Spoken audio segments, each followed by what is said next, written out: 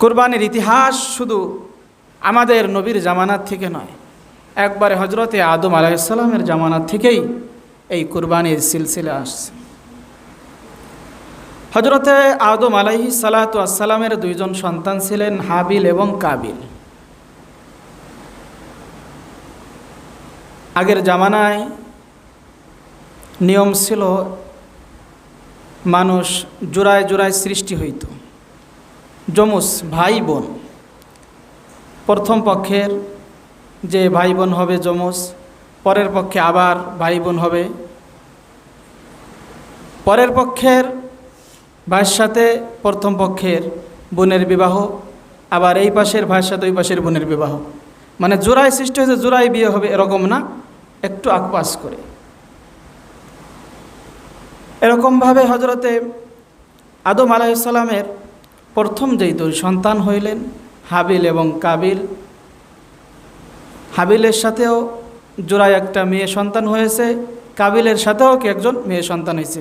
কিন্তু হাবিলের সাথে যেই মেয়ে সন্তান হয়েছে এইজন খুবই সুন্দরী, আর কাবিলের সাথে যে হয়েছে সে একটু অসুন্দর, দেখতে কি একটু অসুন্দর।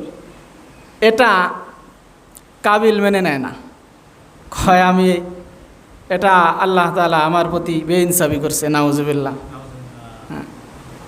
মানুষ শুধু নিজের লাভ খোঁজে, ঠিক কি না? কয় এটা আল্লাহ বেইনসাফি করছে, আমি মানি না। জোড়া কি হয়ে গেছে, এরকম অসুন্দর হয়ে গেছে, আমি তা নেব না। আমার ওই সুন্দর মেয়ে চাই, অর্থাৎ যাকে হাবিলের জন্য পাঠানো হয়েছে আমি তাকে নেব। হাবিল এটা নিক, হাবিল ভালো মানুষ, যেহেতু আল্লাহকে এত মহাব্বত করে, তাহলে এটা নিক, আমি এই আইন মানি না। এখন হজরতে আদম আলাইহিস সালাম কি করবেন? দুই সন্তানের মধ্যে কি লেগে গেছে? ঝগড়া লেগে গেছে বিয়ে নিয়ে। কি নিয়ে? বিয়ে নিয়ে। তখন আল্লাহ পাক রব্বুল আলামিন এটাকে সুন্দর ফয়সালার জন্য আল্লাহ পাক এই কুরবানির ব্যবস্থা করলেন। সুবহানাল্লাহ। আল্লাহ পাক রব্বুল আলামিন হজরতে আদম আলাইহিস সালাতু ওয়াস সালামকে জানায়া দিলেন, তোমার দুই সন্তানকে কুরবানি করার অর্ডার করো। আর আগের জামানায় কুরবানি এরকমভাবে জবাই করে দিতে হবে এরম না, পাহাড়ের চূড়ায় রাইখে আসতে হবে বস্তুটা, যার কুরবানি কবুল হবে একটা আগুনের দলা এসে সেটাকে কি ঝলসে দিবে, তাহলে বোঝা যাবে কি তার কুরবানি কবুল হয়েছে। তখন হাবিল একটা, সে এলো পশু চড়াইতেন, সে একটা পশু নিয়ে ওই পাহাড়ের চূড়ায় লাগলেন। আর কাবিল এলো শস্য অর্থাৎ ফসলের কারবার করতেন, তখন তিনি কিছু ফসল নিয়ে ওখানে রাখলেন, যে এই গরু ছাগল এই পশু দিতে হবে এরকম ছিল না, যে যেই কারবার করে তার থেকেই কিছু নিয়ে ত্যাগ মানেই কুরবানি। সে কিছু ফসল, যেই সমস্ত ফসল করত, বিভিন্ন ধরনের ফসল একত্র করে একটা গাট্টি বানায় ওখানে রেখে আসছে। আর হাবিল কি একটা পশু নিয়ে রাখছে। ঘটনাক্রমে আল্লাহ পাক রব্বুল আলামিন হজরতে আদম আলাইহিস সালামের প্রথম সন্তান হাবিলের কোরবানিকে আল্লাহ তাআলা কবুল করলেন। সুবহানাল্লাহ। তার পশুটা আসতে একটা আগুনের দলা এসে ধুইসে দিয়েছে, তখন বুঝতে পারলো যে তার কোরবানি কবুল হয়েছে।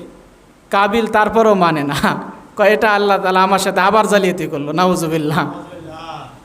আমরা হলো স্বার্থের পাগল, কথা কন ঠিক কিনা? আমার পক্ষে গেলে আল্লাহ ভালো কাজ করছে, আমার বিপক্ষে গেলে আল্লাহ ভালো কাজ করে না, নাউজুবিল্লাহ। আমার পক্ষে যাক বিপক্ষে যাক, আল্লাহ যেটা করেন ওটাই সিদ্ধান্ত, কথা কন ঠিক কিনা? কিন্তু কাবিল তা মানতে রাজি না। অর্থাৎ এখানে হাবিলের কুরবানি কবুল হলো, কারণ কি? তার উদ্দেশ্য ছিল আল্লাহ কুরবানি করবার বলছে, অর্থাৎ আমি আল্লাহর রাস্তায় আল্লাহকে খুশি করার জন্য কুরবানি করলাম। সুবহানাল্লাহ। এই জন্য তার কুরবানি কি হয়েছে? কবুল হয়েছে। এখানে একটা শিক্ষা। আর কাবিলের কুরবানি কেন কবুল হয় নাই? তার উদ্দেশ্য আল্লাহকে সন্তুষ্টি করার জন্য না, উদ্দেশ্য আমার কুরবানি কবুল হইলে আমি বউ পাবো। কি পাবো? বউর জন্য কুরবানি, কথা কন ঠিক কিনা? বিয়ের জন্য কুরবানি। অর্থাৎ তার নিয়তের মধ্যে গরমিল থাকার কারণে কি কাবিলের কুরবানি কবুল হয় নাই। তেমনিভাবে আজ যারা মুসলমান কুরবানি দেবে, যদি নিয়তের মধ্যে কি হয় গরমিল হয়, তাহলে কুরবানি কিন্তু হবে না। আল্লাহ তাআলা দেখবেন অন্তর, আল্লাহ তাআলা অন্তর্যামী, কি দেখবেন? অন্তর দেখবেন। আর অন্তরের মধ্যে নেফাকি থাকলে কি হবে না? কুরবানি হবে না। আমাদের কিছু স্বভাব হলো কুরবানির সময় আমরা পশু আগের থেকেই দূর থেকে মাপি যে কয় কেজি গোস্ত হওয়ার পারে, কয় মন গোস্ত হইতে পারে। কথা কন ঠিক কিনা? আমরা কখনোই এই ভুলগুলো করব না।